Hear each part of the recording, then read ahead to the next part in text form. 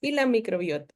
Toda la información que tienen los ponentes para nosotros y al finalizar vamos a tener un espacio para que podamos compartir porque también queremos escucharlos y saber también qué información tienen para compartir con nosotros. Para dar inicio,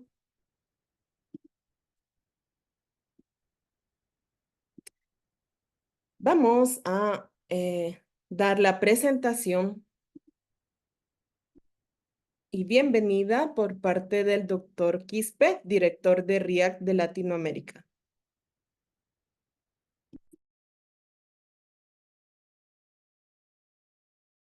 Perdón, Andrea, no está conectado ninguno de los compañeros de Ecuador por Oh, un problema que tenemos a nivel nacional de energía. sí, de acuerdo. Stephanie, no sé si quieres dar unas palabras antes de abrir este espacio.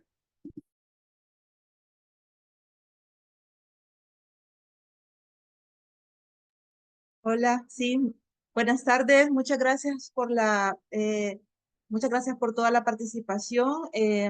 Gracias por estar presentes en este evento tan importante.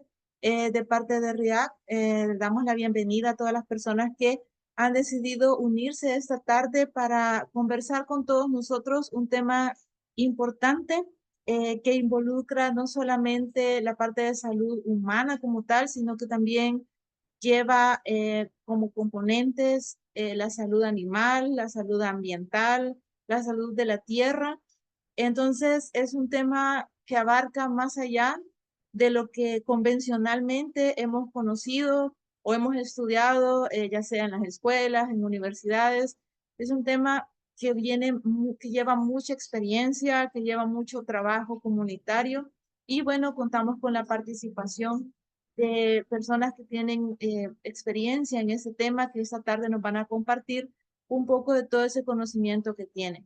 En general, como lo hemos denominado esta jornada, Tierra Viva, Microbioma y Salud, estamos celebrando el Día Mundial del Microbioma, que oficialmente viene siendo el 27 de junio, pero que toman a bien RIAC y todos sus colaboradores hacer jornadas para poder distribuir y dar a conocer esta información valiosa. Como probablemente ustedes han escuchado, las bacterias vienen siendo una de los componentes para el sostén de la vida en el planeta Tierra, el sostén de la vida, además de los animales, de las plantas, todos los ecosistemas como tal. Y hoy vamos a conocer un poco de eso desde cada una de las perspectivas de los compañeros que están acá presentes y por supuesto incorporando mucho de los saberes ancestrales que poco a poco han venido volviendo a tomar fuerza y que lo hemos vuelto a redescubrir. El conocimiento ya estaba desde hace muchísimo tiempo acá entre nosotros. Entonces, no nos queda más que agradecer por su presencia. Hemos tenido algunas dificultades técnicas por problemas que se han estado dando en Ecuador, en la conexión eléctrica, pero aún así estamos haciendo todo lo posible por que este evento sí salga adelante, por todos ustedes que hemos hecho todo el esfuerzo de estar acá en esta tarde. Eh, Creo que vamos a presentar ahora un video. ¿Está listo, Juan Carlos, para proyectarlo?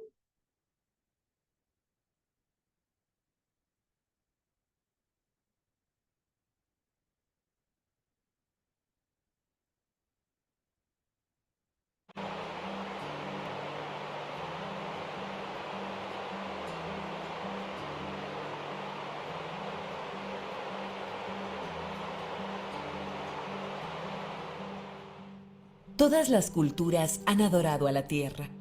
La tierra es la madre mayor, fecunda y protectora, origen de nuestra vida.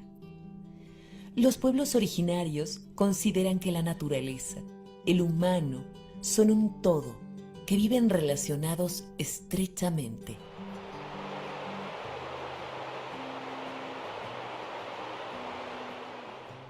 Madre Tierra, una sola salud, implica entender que la salud del suelo, el agua, los microbios, el aire, los animales, las plantas y los humanos no pueden concebirse por separado. Nombrar a la tierra como madre es la expresión de una manera de entender la vida que es la de nuestros pueblos originarios. Estamos viviendo como humanidad el retorno a esa manera de sentir la vida que le llamamos paradigma cultural biocéntrico. Cuando uno asume que es la vida el centro y no como hegemónicamente se cree que es el hombre el centro y lo demás está a su disposición, entonces la tierra es la madre, de ella venimos, le pertenecemos y asumimos además que todas y todos los seres estamos en relación. La madre como tierra significa eso, que nos pertenecemos, que todo lo que le sucede a cada ser de la vida nos sucede a todas y a todos.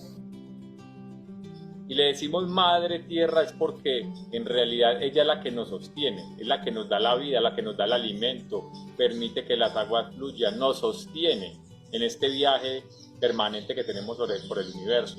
Y es una madre que es un tejido de vida, un tejido de energía.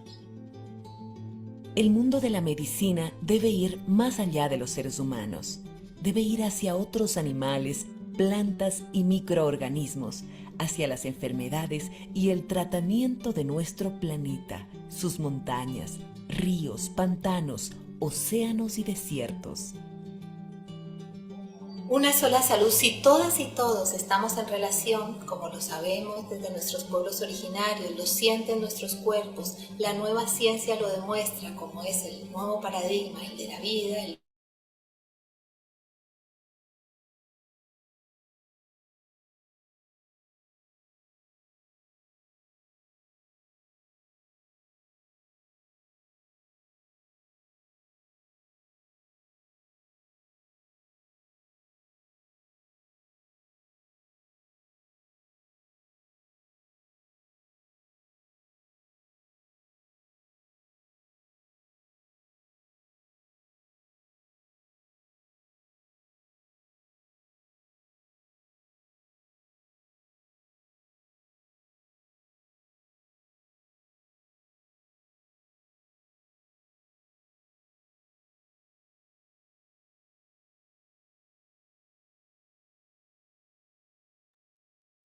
Bien, como mencionaba Stephanie, nuestros compañeros están teniendo problemas, así que vamos a continuar con la presentación de la doctora Paula Polanco López.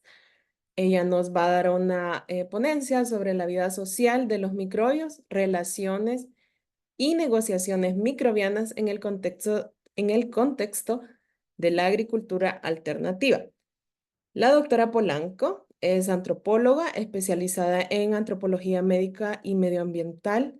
Actualmente está completando su investigación doctoral en la Universidad de Oulu. Lo dije bien, doctora, si no me corrige luego, en Finlandia.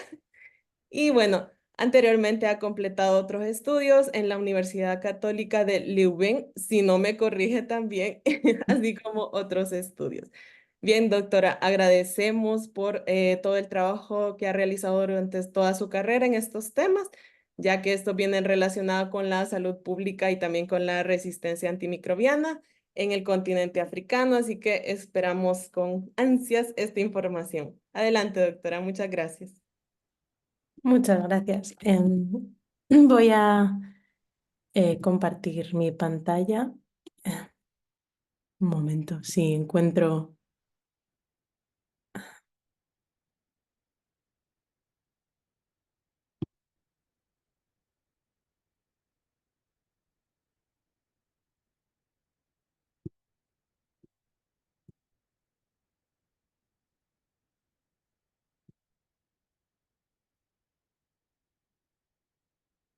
un momento, es que me lo cambian constantemente el programa y no estoy nunca segura.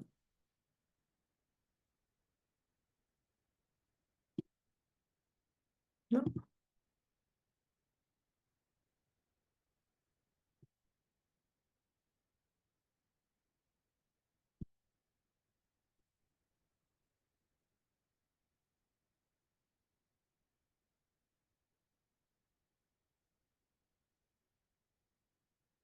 Mm.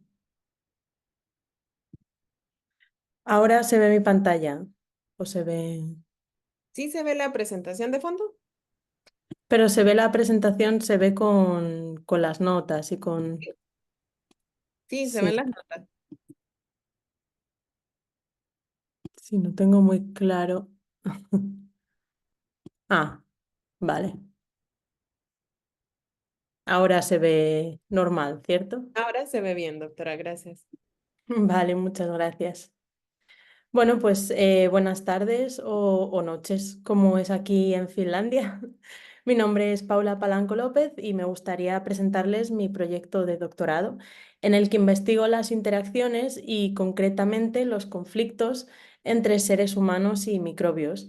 Esto lo hago en el contexto de la agricultura alternativa y el objetivo de mi investigación es averiguar cómo es posible que los seres humanos y los microbios coexistan en el mundo, y para ello estoy explorando formas alternativas de manejar los conflictos que inevitablemente surgen entre nosotros.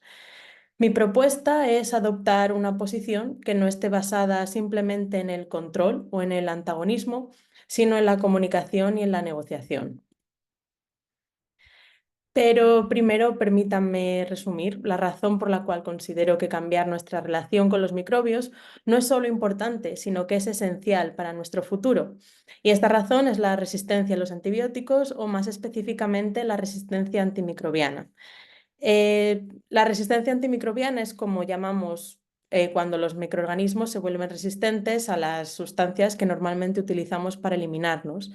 Y la forma de resistencia más conocida es a los antibióticos, pero este no es el único caso. La resistencia antimicrobiana incluye resistencia a los antifúngicos, antivirales e incluso a los pesticidas. Y esta resistencia es, en cierto modo, un fenómeno natural, ya que ocurre sin necesidad de la intervención del ser humano. Es una dinámica social de las bacterias y de los microbios. Sin embargo, como ocurre con otros fenómenos supuestamente naturales, la actividad humana lo ha acelerado y lo ha aumentado. Y hoy en día, como se aprecia en el gráfico, esta resistencia es una de las principales causas de muerte en el mundo. Y esto sin incluir causas indirectas de muerte o las pérdidas económicas que genera, por ejemplo, en la agricultura. Y entonces nuestras sociedades modernas se han basado gran parte de sus estructuras y de su funcionamiento en el uso de estas sustancias, así que su desaparición desata en nuestras mentes toda clase de narrativas apocalípticas, pero la realidad es más compleja que esto, ya que los microbios son más que una amenaza biológica para los seres humanos y nuestras vidas. Son también, como bien hemos dicho ya, una parte intrínseca de la vida del planeta. Y esto incluye plantas, animales e incluso a nosotros mismos, ya que todas las investigaciones hoy en día apuntan a que vivimos en un mundo microbiano. Por lo tanto, el problema es mucho más complicado que lo que pensábamos. Por un lado, los microbios son esenciales para nuestra supervivencia, pero algunos de ellos arruinan cosechas, nos enferman e incluso nos matan.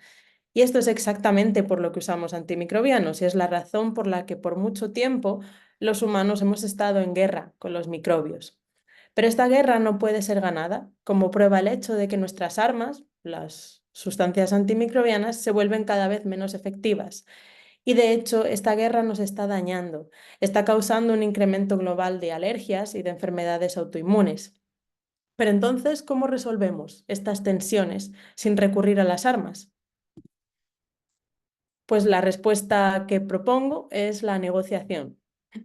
Y en mi proyecto investigo las posibilidades de interacción con el mundo microbiano a través de la comunicación más que humana. Esta comunicación más que humana es una forma corpórea y sensorial a través de la cual los seres vivos se relacionan y responden unos a otros. Y para alcanzar esta forma de comunicación es crucial que prestemos atención a las condiciones materiales que la hacen posible o imposible. Y esto cuando hablamos de microbios no es una tarea sencilla, ya que las diferencias fundamentales entre humanos y microbios no es solamente una cuestión de forma, sino que son una cuestión de escala. O sea, los microbios son invisibles al ojo humano y nacen, crecen, se reproducen, mueren, evolucionan a una velocidad que apenas podemos concebir.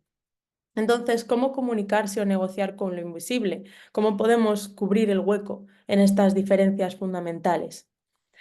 Pues en mi investigación propongo que para negociar, con los microbios necesitamos construir zonas de contacto.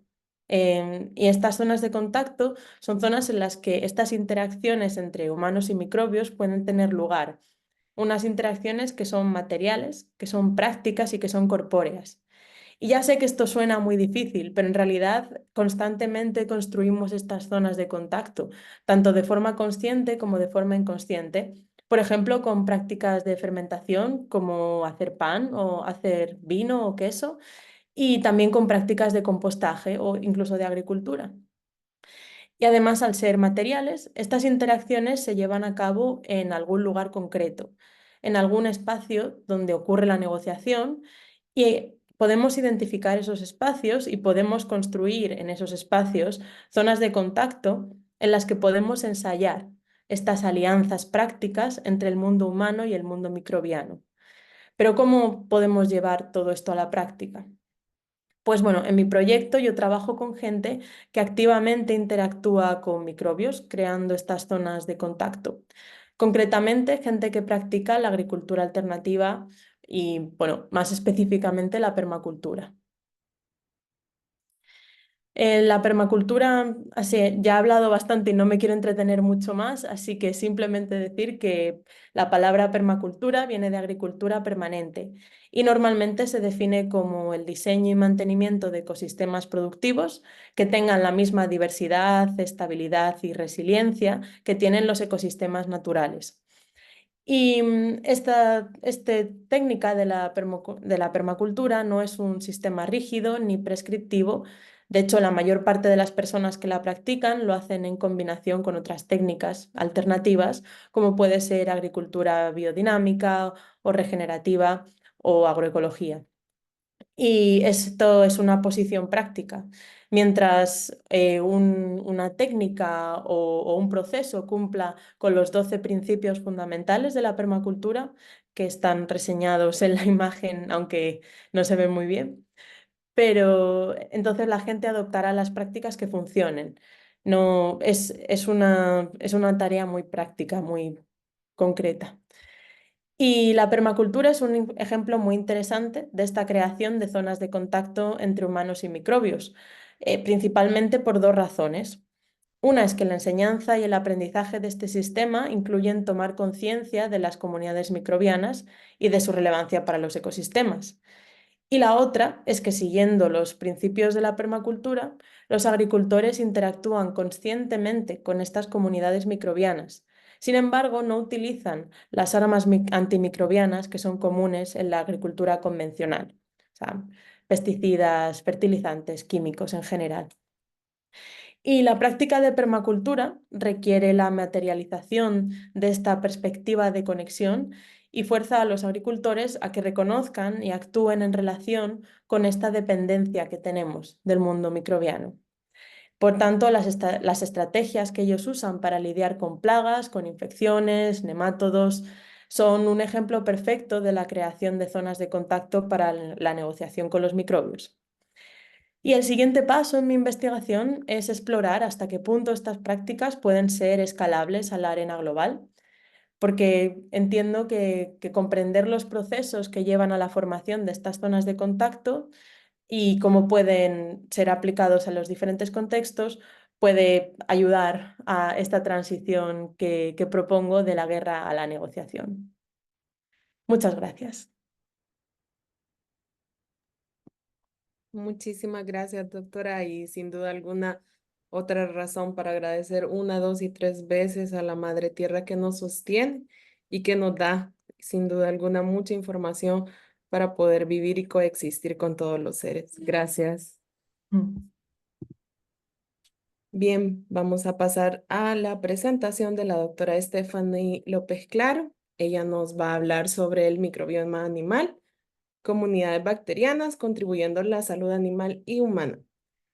La doctora Claros es médico veterinario y zootecnista, cuenta con experiencia en resistencia antimicrobiana de origen animal, residuos de medicamentos veterinarios en alimentos de origen animal para consumo humano, buen uso de los antibióticos en animales de producción y regulación para la autorización y comercialización de medicamentos veterinarios Es profesora de microbiología y farmacología general para estudiantes de veterinaria y conferencista para universidades, instituciones académicas y colaboradora de RIAC Latinoamérica. Adelante, Stephanie, muchas gracias. Muchas gracias. Gracias a la doctora por su presentación. Gracias, Andrea, también por la presentación. Y como ya Andrea lo dijo, mi nombre es Stephanie. Estoy representando acá como cooperadora, de verdad, de RIAC y también de Fundesira, una fundación en la que se trabaja mucho acá en El Salvador en la parte principalmente de agroecología. En esta tarde agradezco la oportunidad que se me ha brindado de poder conversar con ustedes un poco acerca de la microbiota animal. Ustedes me dicen, por favor, si se ve bien la presentación. Sí, Stephanie, se ve. Ok, muchas gracias.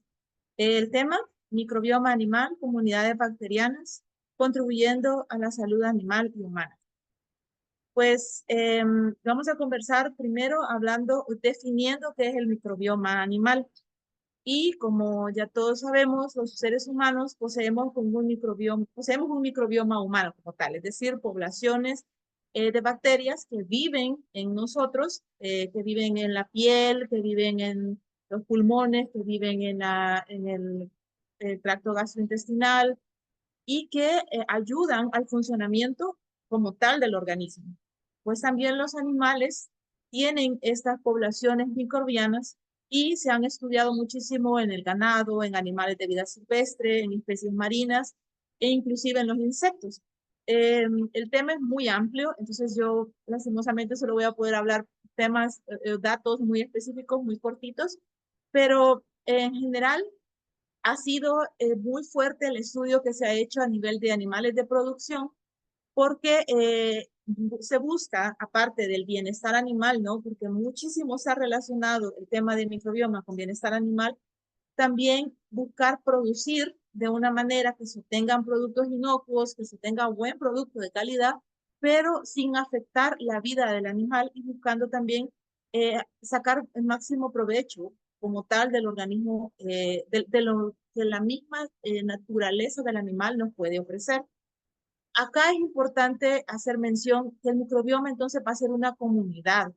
Así como los seres humanos trabajamos en comunidad, también las bacterias trabajan en comunidad. Y no solo ellas, sino también, en este caso, el microbioma va a estar compuesto por hongos, por las arqueas, por virus, por protozoos, y todos estos seres establecen entre ellos una relación de simbiosis, es decir, una relación entre organismos que son diferentes y que hay un organismo mayor que los contiene. En este caso, los animales como tal, por ejemplo, un bovino, una vaca, una cabra, una oveja, por ejemplo, va a ser un hospedador. ¿Y qué va a hospedar? Básicamente viene siendo como un hotel y dentro de él van a haber una gran variedad de microorganismos. ¿Qué va a estar dentro de todos estos microorganismos? Están las bacterias.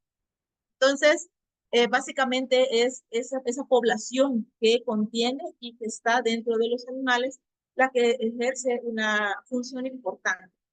Ahora, ¿cómo es que se ha dado eso? ¿No? ¿Cómo es que se ha llegado a a establecer esas relaciones? Pues han sido a través de muchísimos años de evolución que han ido permitiendo que se vayan desarrollando estas asociaciones mutualistas.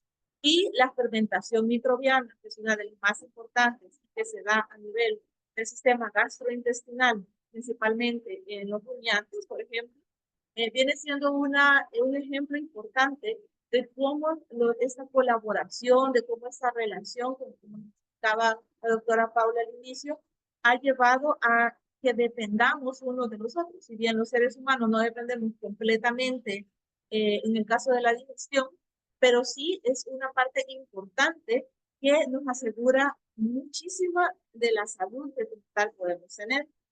Y aquí tenemos, ¿verdad?, unos ejemplos. En caso del ser humano, como les mencionaba, obtenemos una parte sustancial de nuestra energía a través de la fermentación microbiana que se da en el intestino. A diferencia de los rumiantes, que para ellos su vida depende como tal. O sea, si ellos no tienen esa función de fermentación y si no la desarrollan correctamente, sus vidas se ponen en peligro inmediatamente.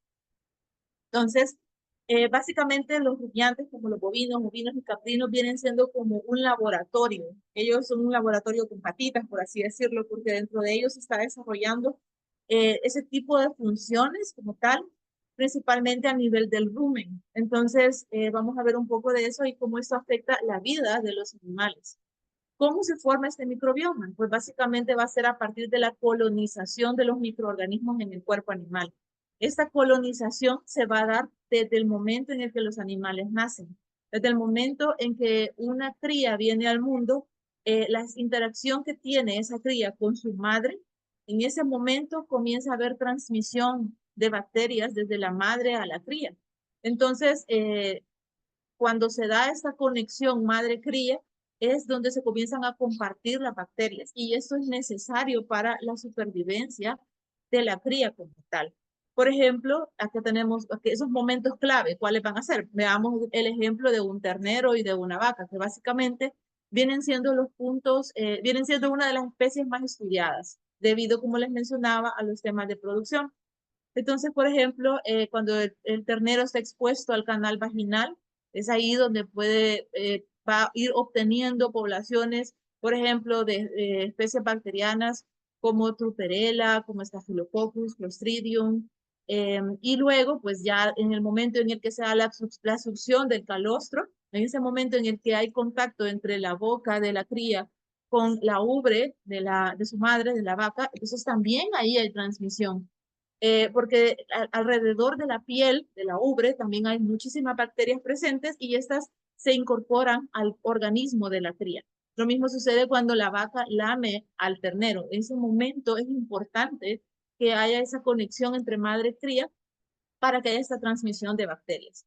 El calostro, por ejemplo, es otro punto clave para el desarrollo de la cría, no solamente por todos los nutrientes e incluso los anticuerpos que se va a transmitir, sino por esta población bacteriana compuesta, por ejemplo, por Lactobacillus, Bifidobacterium, Staphylococcus, una gran cantidad de bacterias que son transmitidas hacia la cría. Por lo tanto, podemos decir que la microbiota animal se comienza a formar desde el momento del nacimiento y a través de esas interacciones que existen entre la madre y la cría, la dieta y todos aquellos factores que van modificándose a lo largo de la vida de los animales. Ahora, ¿qué funciones tienen estas bacterias en los animales?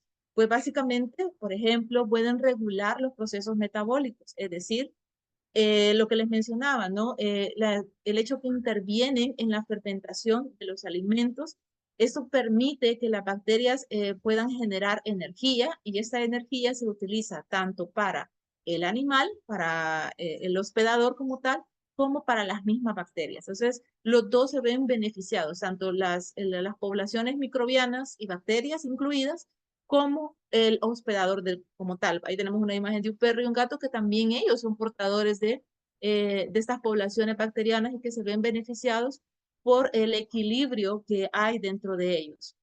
Otro punto importante, la defensa inmunitaria.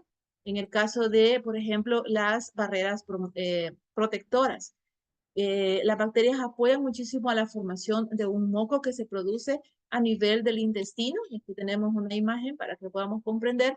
Ese moco, ese mucus que se produce, es una barrera que ayuda a defender contra, ya sea bacterias que puedan llegar y causar alguna enfermedad, o bien las bacterias que ya viven dentro del organismo animal que en algún momento puedan volverse peligrosas en el caso, por ejemplo, de desequilibrios a nivel del sistema inmune.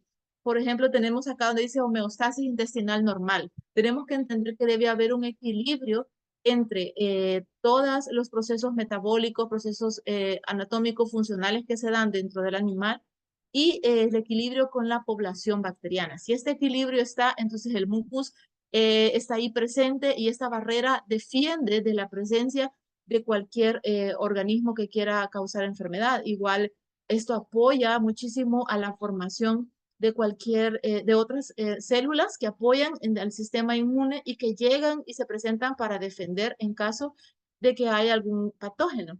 En cambio, cuando hay una disbiosis, es decir, cuando hay un desequilibrio en las poblaciones bacterianas, entonces este mucus también se vuelve, no está tan, no permite tanto defender y a la vez el epitelio como tal, es decir, los tejidos del intestino, no están en sus óptimas condiciones para defender de un ataque.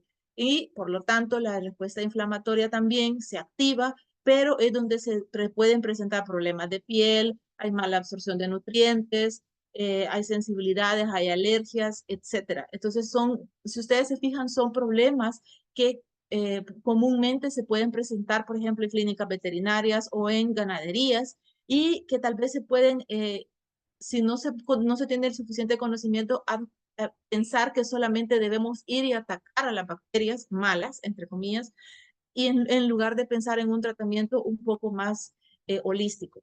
Y bueno, también las bacterias ayudan a la formación de sustancias, como por ejemplo las bacteriocinas, que destruyen bacterias dañinas. Es otra función que tienen estas bacterias que se encuentran dentro del microbioma animal.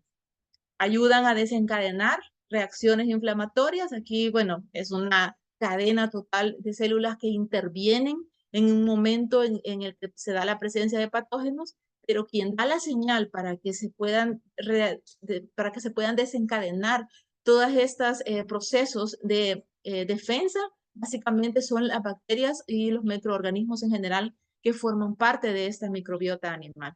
Incluso se ha llegado a estudiar que los mismos comportamientos de los animales está regulado por la presencia de las bacterias. Por ejemplo, hay investigaciones que en este momento están enfocadas en aves, en donde la base de la comunicación química y la transferencia de información entre ellas puede estar relacionada a un olor típico, como se ha descrito en los estudios, y este olor tiene que ver con la presencia o la cantidad de bacterias que hay dentro de la microbiota animal. Entonces, en este momento estos estudios están como empezando a hacerse, son nuevos y están más enfocados a aves como pollos, por ejemplo, en donde se dan estas comunicaciones que dependen muchísimo de las bacterias. Ahora, ¿qué factores van a influir entonces en esta diversidad microbiana? Pues van a influir, por ejemplo, la domesticación. Se ha encontrado que bacterias por ejemplo, cerdos en comparación con jabalíes, no son las mismas, siendo que son al final porcinos como tal, pero unos están en contacto con el humano, tienen una alimentación muy diferente, mientras que los otros están en vida silvestre. Entonces, incluso este tipo de condiciones, ya sea ambientales, el contacto con humanos, todo eso influye directamente en las características de las poblaciones microbianas. Las prácticas agropecuarias, como por ejemplo la cría selectiva, es decir, se ha comprobado que genéticamente los padres pueden influir en las poblaciones microbianas de las crías, las condiciones de confinamiento, por ejemplo, poblaciones de aves o de peces que se encuentran en grandes densidades, con hacinamientos muy grandes, tienen una composición microbiana muy diferente a la que contienen los animales que viven pues en la vida libre o en condiciones con menos hacinamiento. Cambios nutricionales, o sea, prácticamente todos los cambios que se viven en los animales desde que nacen hasta que se llevan a matadero, por así decirlo, principalmente en casos de animales de producción, cambios en la dieta, que si se les da forraje, que si se incluyen granos, todos esos cambios que se dan a lo largo de su vida productiva influyen directamente también en su microbiota. Y por supuesto el contacto estrecho y continuo con humanos y animales que, como lo hemos visto, puede desencadenar en algunas ocasiones incluso enfermedades zoonóticas, dependiendo de las condiciones en las que estas interacciones humanos-animales se estén desarrollando. Y por supuesto, lo que ya mencionaba la doctora Paula al inicio, un factor importantísimo, la presencia de antimicrobianos que desencadenan o pueden desencadenar las resistencias antimicrobianas, es decir, la cantidad, estos productos que se agregan a los alimentos de los animales con los que se busca que los animales desarrollen o ganen peso más rápidamente, que de alguna manera van produciendo que las bacterias ganen algunos mecanismos de resistencia y de esto genere pues que poblaciones bacterianas en general se vuelvan resistentes a familias enteras, inclusive de antimicrobianos. Y por supuesto, los humanos. ¿Qué relación hay entre la salud humana y animal en base a esto que hemos estado conversando? pues al final compartimos casi que las mismas bacterias entre los animales domésticos, animales silvestres y pues los animales de producción. Esta coevolución que hemos tenido, este codesarrollo, cometabolismo y corregulación, es decir, estos pasos que llevamos desde hace millones de años en contacto con los animales han llevado a que prácticamente estemos compartiendo bacterias y por supuesto que esto va a tener o puede tener repercusiones en la salud animal y también en la salud humana.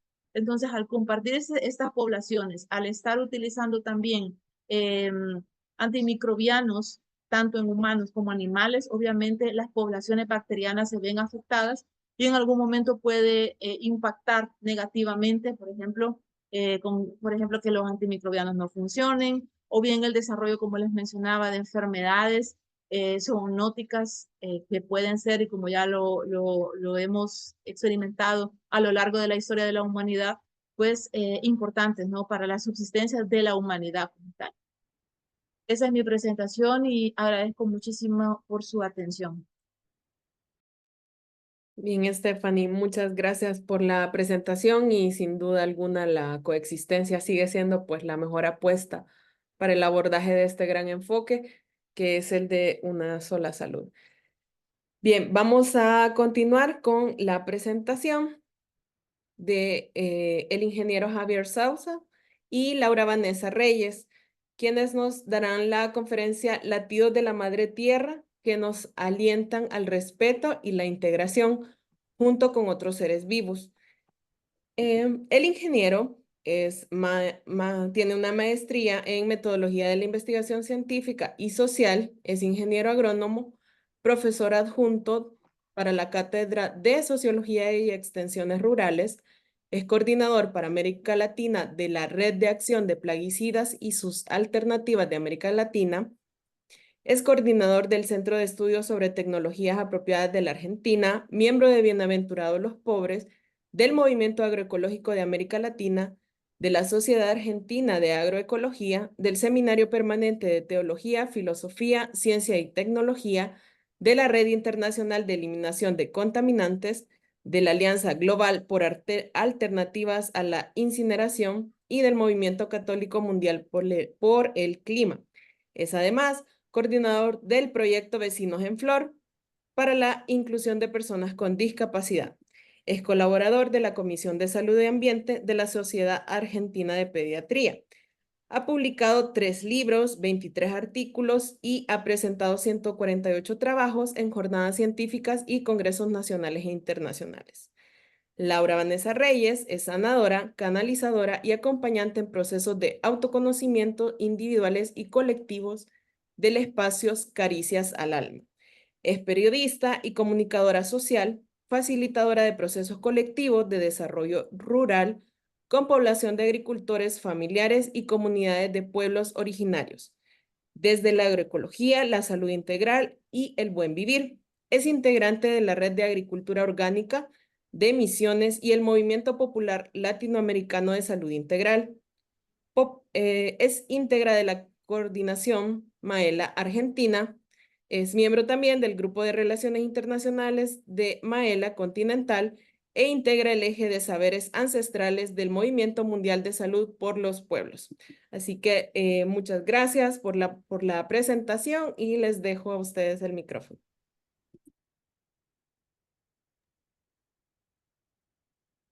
Bueno, en principio se está viendo la presentación. Sí, Javier. Lo grabé.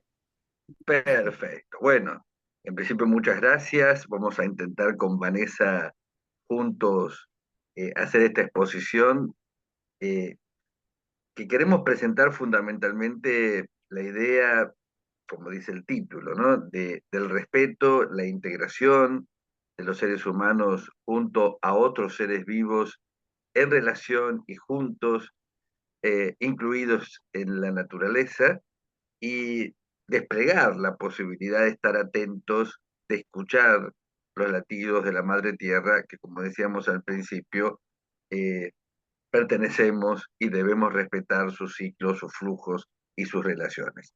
Vanessa, yo voy pasando y vamos comentando. Sí, adelante. Ay, perfecto, ahí ya está la segunda.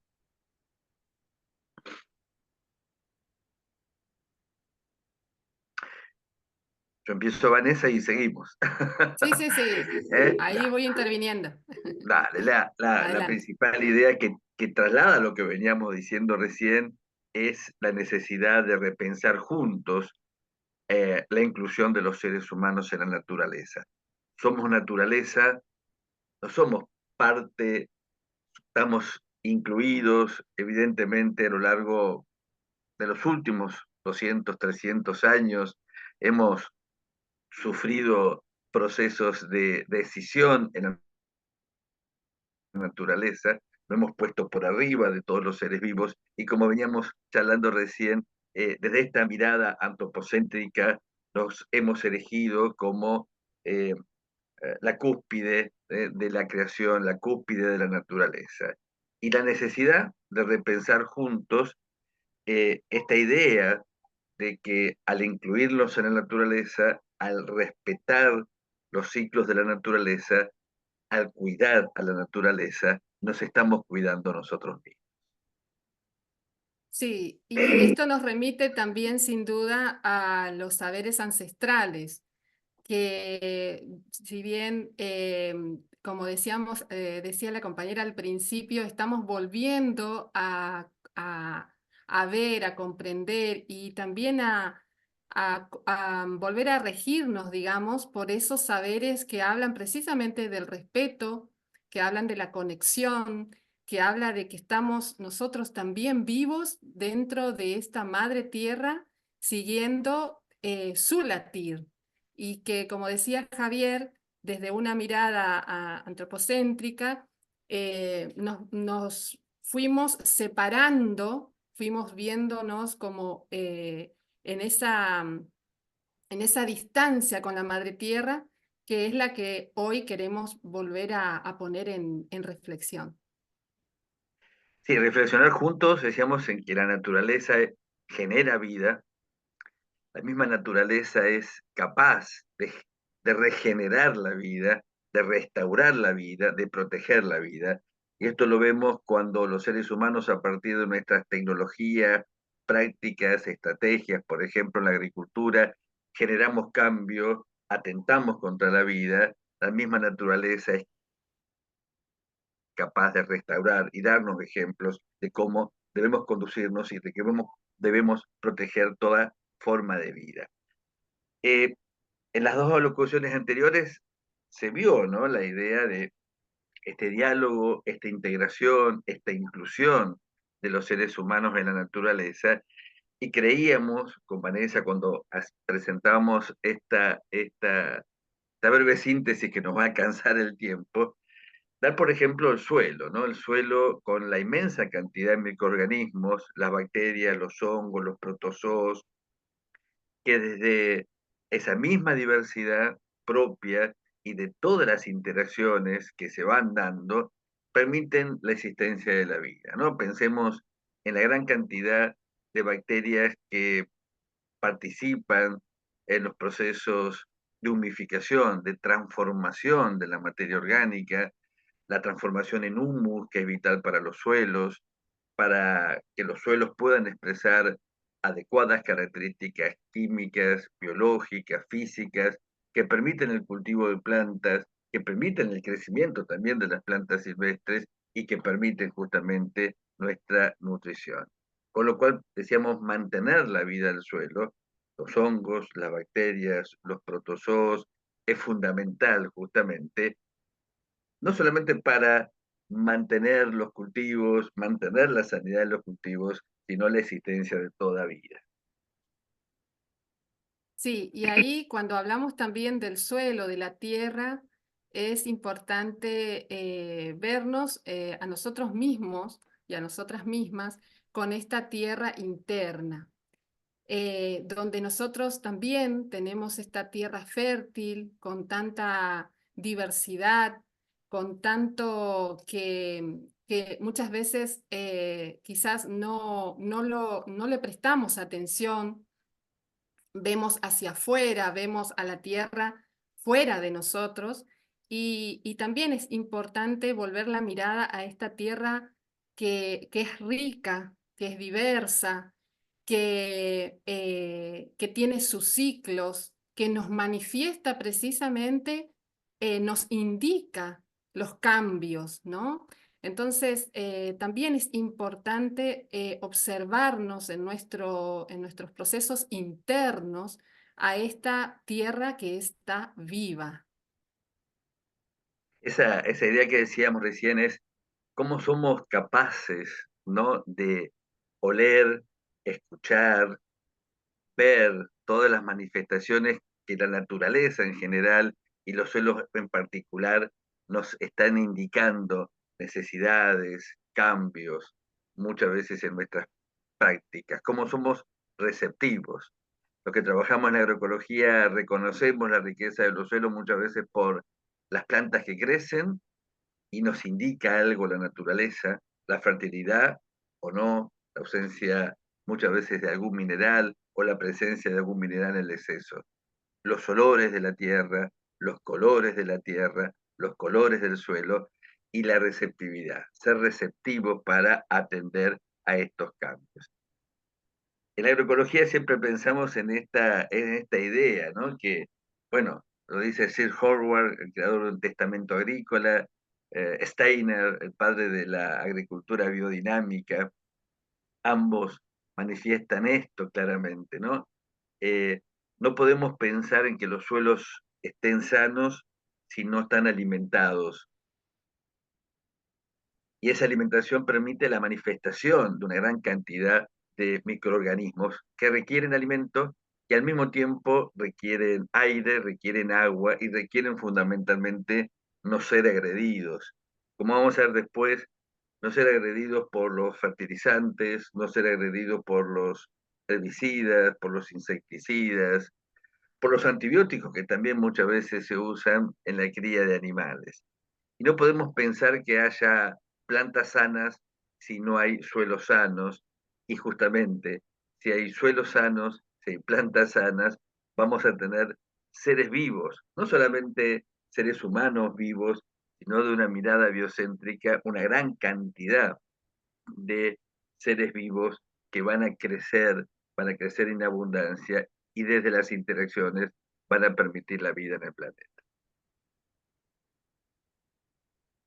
Y esto también nos lleva a, con este concepto de alimentación integral de los suelos, de la abundancia de la materia orgánica y demás, también a lo que nosotros como seres humanos necesitamos, ¿no? Ese alimento que nutre nuestros valores, que nutre nuestras formas de ver, de sentir. Todo esto que nos permite estar en un bienestar está totalmente relacionado también a cómo nosotros podemos ver hacia afuera y sentir, como decía Javier, todos esos aromas, ver, escuchar, volver a recuperar nuestra intuición, nuestra percepción de lo que es invisible. Por eso también es importante recuperar esta dimensión espiritual, vista también desde este bienestar del ser humano que se puede sentir bien, se puede sentir en alegría, para poder también interactuar hacia afuera.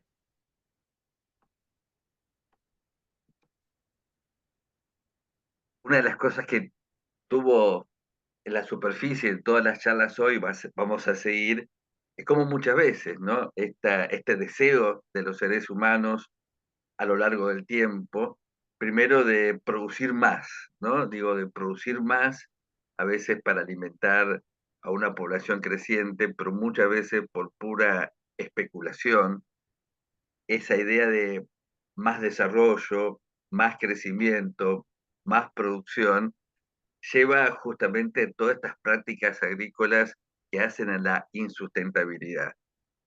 La naturaleza siempre se expresa a partir de la diversidad biológica y nosotros, los seres humanos, de manera creciente en el tiempo, fuimos desarrollando monocultivos que no son sustentables.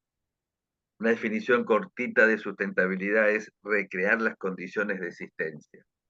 Los monocultivos no recrean esas condiciones de existencia, por lo cual muchas veces vamos a tener que utilizar fertilizantes, plaguicidas, muchos antibióticos que también se usan en las áreas agrícolas para proteger cultivos y mucho más en la cría de animales. Y pensar ahí juntos, ¿no? Cómo los monocultivos, esta idea, este fin de recrear condiciones no naturales, lleva no la sustentabilidad, sino a que algo tiene que ser sostenido, a la sostenibilidad, que no es lo mismo. La sostenibilidad marca la necesidad porte externo cada vez más grande de energía, que además de ser cara, ¿eh? Además de muchas veces generar conflictos entre países, derivados, por ejemplo, del petróleo, del afán de producir más y de acaparar petróleo, también generan impactos a nivel de los agroecosistemas. Hoy hablamos de las resistencias, claro, más resistencia en los antibióticos lleva a usar más antibióticos, más resistencia en los herbicidas llegan a usar más herbicidas, y esta idea de más, y de recreación de este ciclo, ¿eh? Este ciclo de necesidad permanente de extraer nutrientes, aplicar nutrientes para producir más, pero ese producir más muchas veces genera no solamente empobrecimiento en los suelos, sino también empobrecimiento en los seres humanos. Sí, por eso también cuando hablamos de la agroecología, hablamos de un diálogo de saberes, y un diálogo de saberes que tiene precisamente ese legado, digamos así, de intercambiar, de fortalecer, de nutrirnos de diversas experiencias, de eso que es diverso, que es rico, que tiene historia, que tiene memoria. Esto de volver también a ver nuestras prácticas, que sin duda cuando estamos con esto que decía Javier anteriormente, es que nos llama, digamos así, desde la agroecología a revisar nuestras prácticas, a revisar eso que está haciendo daño no solo en una afuera, sino que también a nosotros mismos. Llegando casi al final, ¿no? ¿Cómo proponemos, analizamos, reflexionamos entre todos otros paradigmas que tengan que ver con la inserción de los seres humanos en la naturaleza, que tengan que ver con la producción sustentable, las palabras que veníamos usando recién, que tengan que ver con ser receptivos y ser respetuosos, la agroecología como ciencia, como disciplina, como paradigma, como movimiento que cada uno crea. No decimos que la agroecología es una alternativa, eso seguramente no. Posibilita justamente esto, ¿no? Producir los alimentos, no solamente para nosotros, sino para todos los seres vivos, respetando esto, ¿no? Los ciclos, como el de la materia orgánica, respetando los ritmos, las relaciones que se dan entre los microorganismos, las relaciones presa-predador, el comensalismo, la simbiosis, y repensar tiempos de transición, ¿no? Es decir, cómo pensamos ahí transiciones nuestras, de los seres humanos incluidos en la naturaleza, y cómo pensamos transiciones que tengan que ver con la producción agraria, ¿no? Normalmente se habla de que la transición en la agroecología tiene fases, ¿no? Y una de ellas es la fase de los cambios de mirada, los cambios como visión, de los cambios de ética que tenemos que darnos los seres humanos, sin los cuales no se van a dar las otras fases que tienen que ver, por ejemplo, hoy hablamos de la permacultura, con rediseñar los predios, repensar las estrategias, repensar juntos las tecnologías. Si no hay cambios de cosmovisión, si no hay cambios de hábitos, si no hay cambios de paradigmas, vamos a seguir produciendo de la misma manera, con intercambios, con matices, pero a lo mejor sin profundizar verdaderamente en los elementos claves que hacen a estas transiciones. Sí, por eso también en este concepto de transición que nombraba Javier, es tan rico poder verlo también en clave a nuestros procesos personales. Cuando hablamos de transición, hablamos de cambios, de procesos, de ciclos, de tiempos, de ritmos, que también son para ir respetándolos, ¿no? Como en la misma Madre Tierra, cuando va marcando los ciclos, va trayendo energías muy distintas en cada etapa. Nosotros también, con lo que decía Javier, ¿no? Con nuestras formas, nuestras estrategias, nuestros recursos, nuestras sabidurías, viendo nuestros territorios, todo esto que puede ser también y es parte de una transición agroecológica, también lo podemos ver en torno a nuestros procesos internos. Cerrando en esta idea de los caminos, las transiciones, las búsquedas, ¿no?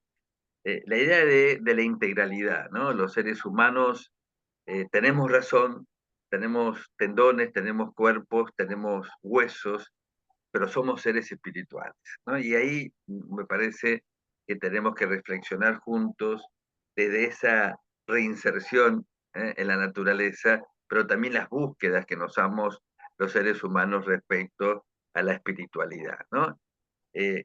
Cambios en la espiritualidad que van a derivar seguramente en cambios de miradas, visiones respecto al suelo, respecto a la tierra. La economía clásica dice que es un factor de producción, eh, estamos repensando que es un bien común natural, hoy lo hablábamos, la idea de la espiritualidad, de la propia viva de la tierra, considerar como un ser vivo en sí mismo, donde no podemos separar microbios, hongos, bacterias, están todos juntos, hay un continuum y todo el mundo depende de otro. A veces decimos, no hay buenos ni malos, de una mirada dialéctica todos cumplen una función. Y la idea es que recuperemos esta noción de los seres humanos, humus, la idea de que somos tierra, que venimos de la tierra, vamos a volver a la tierra y tenemos una transición dentro de este espacio que nos toca de vida en común, y de ahí la idea del respeto, ¿no? Una mirada biocéntrica de toda forma de vida. Y esta mirada integral que nos puede también dar claves de esta trascendencia, de esto que está más allá de lo que podemos muchas veces entenderlo, llevarlo a la razón, pero sí cuando nos ponemos en contacto con nuestro sentir, ahí pueden llegar muchas claves también, ¿no? Como este contacto con la madre tierra, como bien lo saben los pueblos originarios. Hay algo, una dimensión trascendental que es parte del ser humano, que es la esencia del ser humano, que va marcando precisamente también nuevas dimensiones a nuestra conciencia. Poder abrirnos a esos espacios de espiritualidad que cada uno y cada una le llamará como quiera, digamos, por así decirlo, porque cuando hablamos de espiritualidad no estamos refiriéndonos a una creencia, a una religión específica, sino a la esencia del ser humano desde su aspecto trascendental. Esto de la integralidad que nos puede permitir precisamente vernos como, como seres corpóreos que tenemos una mente, pero que también tenemos un espíritu, y desde ese espíritu es donde estamos hermanados, hermanadas, siendo parte de un todo. Ahora sí, llegando al final, llegando al final, Vale. cerrando, ¿no? La idea de recuperar. Me quedó mucho, yo siempre tengo un virome en la mano porque me gusta ir copiando lo que van contando en los relatos anteriores, ¿no? Y esta idea que surgió de, bueno, cómo dialogamos, cómo somos capaces, ¿no? En el caso específico, a lo mejor lo que más nos toca a muchos es la agricultura, cómo dialogamos con los microbios, con los hongos, con los protozoos. Aquellos tenemos una bonera, sabemos que la bonera es en sí mismo un organismo vivo, cómo dialogamos cuando van apareciendo problemas en nuestras plantas en la huerta, o cuando vamos haciendo entre todos biopreparados, que tienen una gran cantidad de bacterias benéficas. Ese diálogo, ¿no? Ese diálogo que tenemos que dar y que se cristaliza, se manifiesta en prácticas concretas que, como dijo Vanessa, vienen a veces de hace mucho tiempo y se van enriqueciendo con el saber científico y el comunitario. Seres humanos respetuosos, seres humanos integrales, seres humanos incluidos en la naturaleza, seres humanos que podamos respetarnos, vincularnos entre nosotros y con los seres vivos, ¿no?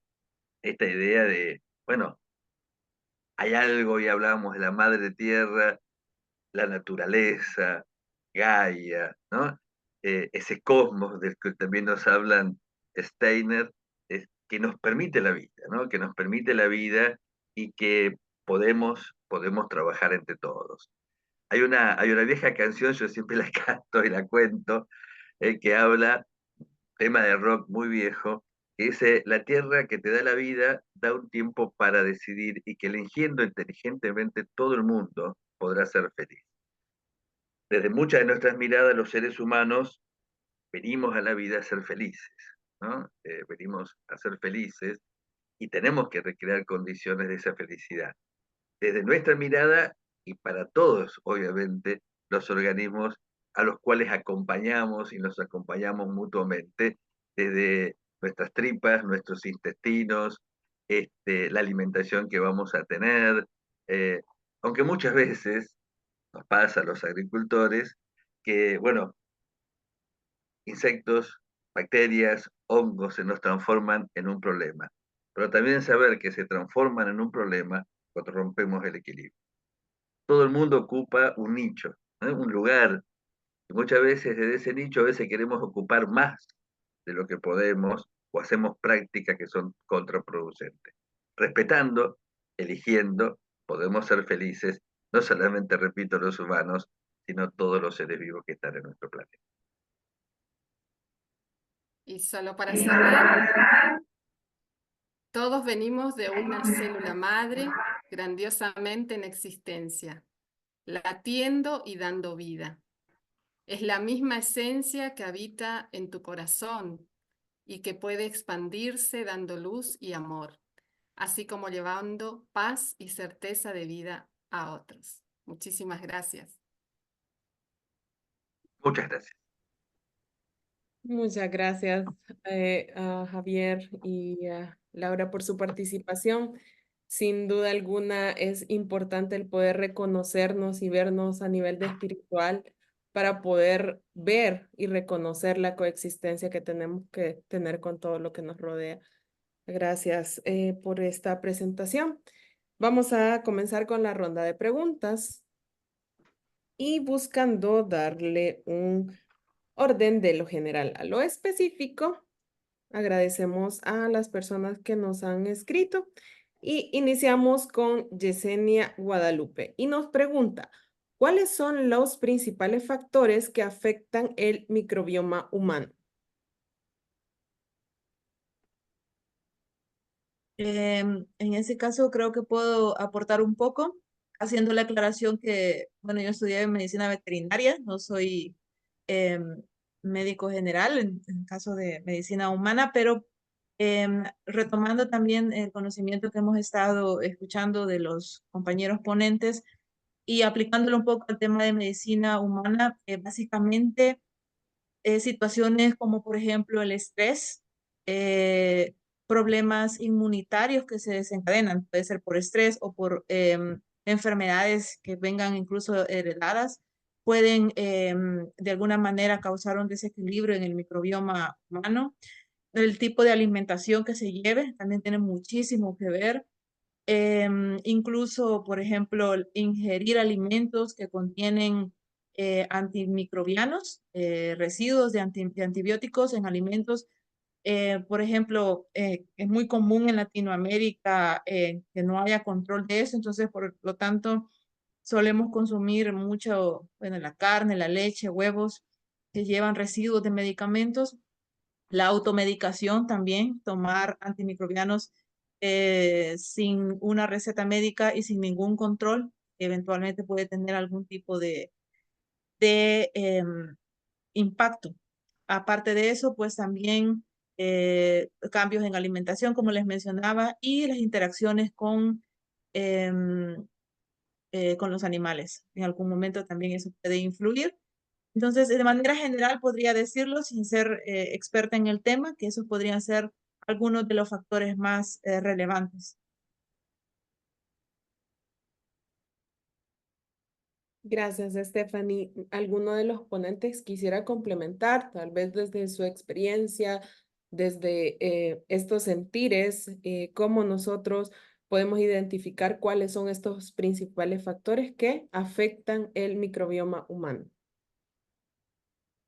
No, sin lugar a duda, la alimentación es un factor clave, ¿no? Está muy claro. Yo cité en algún momento a Sir Howard, recomiendo la lectura de un libro que es muy viejo y clásico, Mi Testamento Agrícola, es de los años 30, y él claramente habla, desde una época incluso, fíjense, donde todavía los plaguicidas que hoy conocemos no estaban, esta asociación entre salud de los seres humanos, salud de los suelos y entre medio la alimentación de las plantas. Yo creo que ahí tenemos que trabajar mucho sobre verdaderamente de qué nos estamos alimentando, cómo nos estamos alimentando y de ahí derivar, bueno, qué microbiota tenemos. Muchas gracias, ingeniero.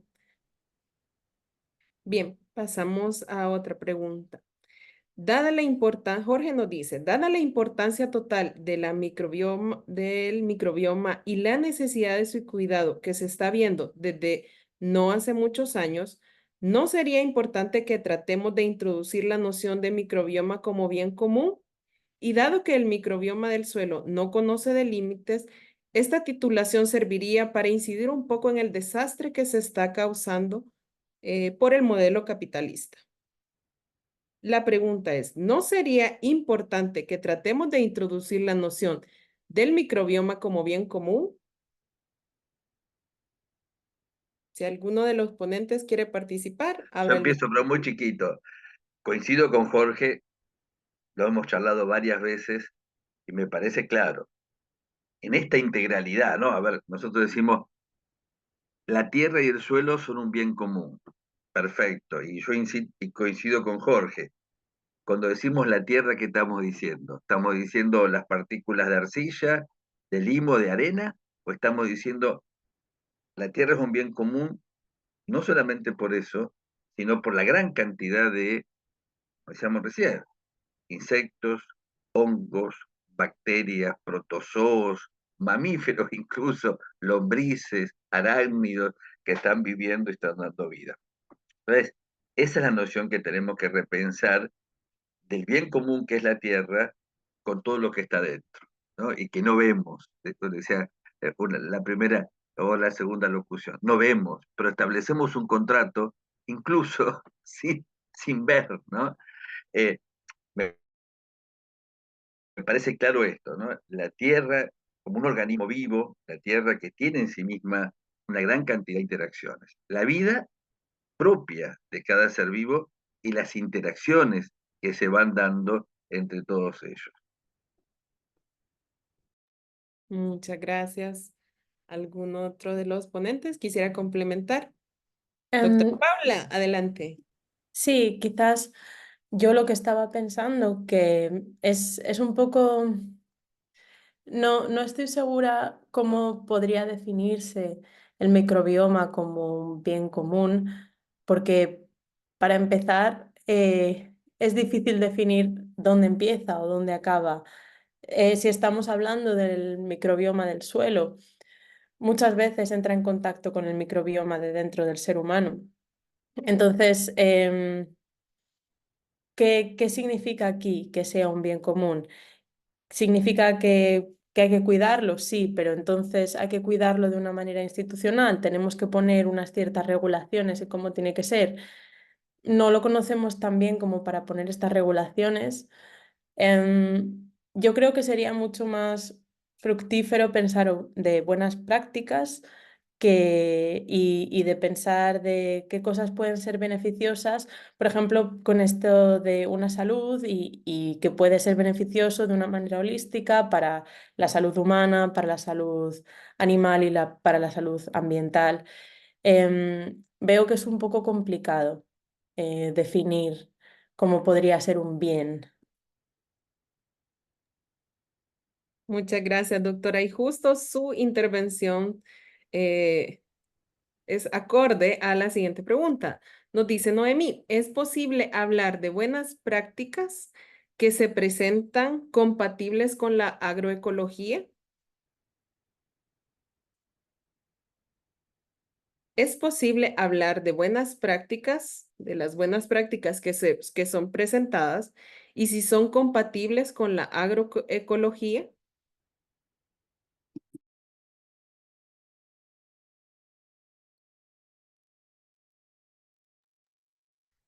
No quiero empezar siempre yo, pero no es compatible. A ver, muchas veces la noción esta de buenas prácticas, por lo menos en Argentina, también en Europa, vemos que se tratan de establecer algunas prácticas agrícolas, entre comillas, se le pone el término de buenas, a veces pensamos buenas para quién, pero que en definitiva las buenas prácticas no cambian el paradigma, no cambian el modelo. Digo, a ver, muchas veces ajustan a que los plaguicidas se utilicen en las dosis correctas que dice el marbete, o a que la fertilización se haga de una manera adecuada, pero no a cambiar la mirada, no cambiar el paradigma.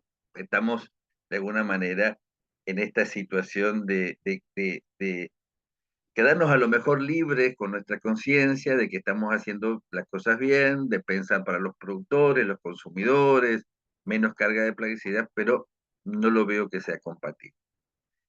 Yo retomando un poco lo que decíamos antes, me parece bueno, desde la pregunta de Jorge, de la reflexión de Paula, ¿cómo hacemos? ¿No? Digo, estamos discutiendo mucho y aprendiendo entre todos sobre los derechos de la naturaleza, estamos reaprendiendo entre todos y estamos repensando. A ver, una cuestión que estamos pensando y repensando en las discusiones que se están dando sobre el convenio de biodiversidad y, por ejemplo, en uno de los ítems, que es la reducción del uso de plaguicidas altamente peligrosos, justamente para reducir la exposición de todos los seres vivos, no hay discusiones sobre los microbios del suelo, ¿no? Se piensa la diversidad, nos pasa todo con lo que hay arriba del suelo, y lo que está abajo, ¿no? Entonces, una de las grandes discusiones que estamos intentando, por ejemplo, desde PAN Internacional, de Pesticide Action Network, justamente es eso, ¿no? De que también consideremos a los microbios del suelo en estas relaciones en el convenio de biodiversidad.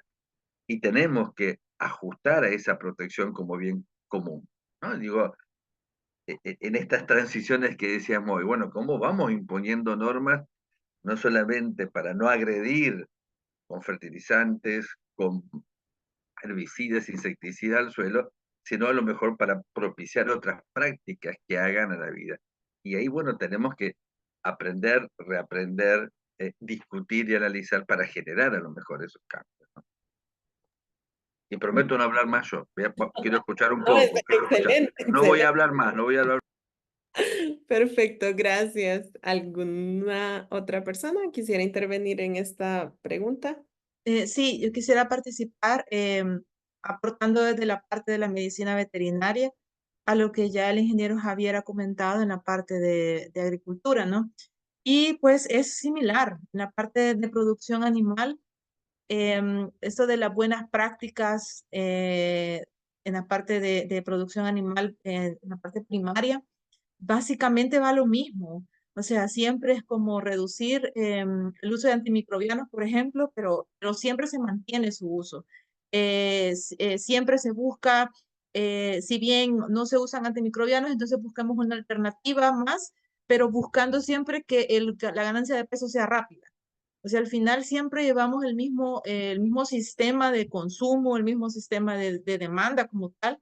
Eh, que nos lleva a buscar alternativas, a no usar antimicrobianos, pero entonces buscar otros métodos que al final no cambian esta visión que tenemos de los animales y de la forma de producir, del respeto como tal o del derecho que puedan llegar a tener que tengan los seres vivos como tal en la naturaleza.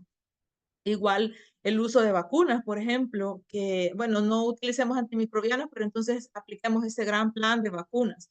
Y como yo lo digo, y bueno, se lo digo a mis estudiantes y lo digo en general, el uso de vacunas y el uso de antimicrobianos es apagar fuegos. Solo estamos apagando fuegos y no estamos yendo al origen del problema, no estamos cuestionando en realidad cómo nos estamos relacionando con los animales y con el medio ambiente en general. Entonces, buenas prácticas se pueden aplicar, consideraría yo, hasta cierto punto, por no hacerlo peor. Entonces, podría ser una opción, pero no es lo que debemos buscar ya como humanidad. O sea, deberíamos de buscar ir más allá, ver más qué más podemos hacer. Y creo que esta es la importancia de ese tipo de, de espacios en los que podemos compartir estas opiniones, en donde llegamos a otras personas vienen y también nosotros aprendemos de todo el conocimiento. Latinoamérica está llenísimo de mucho conocimiento y es importante poder compartir entre nosotros esto y generar redes de comunicación donde podamos compartir eso y buscar, ¿no? La manera de poco a poco ir cambiando eso. Sí, retomo mucho lo que hablaron en la última presentación.